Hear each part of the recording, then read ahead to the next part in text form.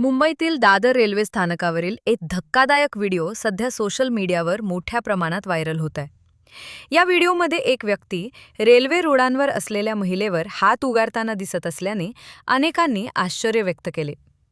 मात्र या घटनेमागील सत्य वेगळेच असल्याचे समोर आले आहे. मिळालेल्या माहितीनुसार संबंधित दोघे पती-पत्नी स्थानकावर बोलत उभे होते. त्याचवेळी काही कारणावरून पत्नी नाराज झाली आणि आत्महत्येच्या उद्देशाने थेट रेल्वे रुळांवर जाऊन बसली. पत्नीला रुळांवर बसलेले पाहताच पती तातडीने तिच्या मदतीसाठी धावला. वारंवार विनंती करूनही ती उठत नसल्याने तिला तात्काळ रुळांवरून हटवण्यासाठी त्याने थप्पड मारत जबरदस्तीने सुरक्षित ठिकाणी आणले. त्यामुळे मोठा अनर्थ टळल्याची माहिती समोर आली आहे. या घटनेचा व्हिडिओ सोशल मीडियावर मोठ्या प्रमाणात व्हायरल होत असून त्यावर विविध प्रतिक्रिया उमटत आहेत.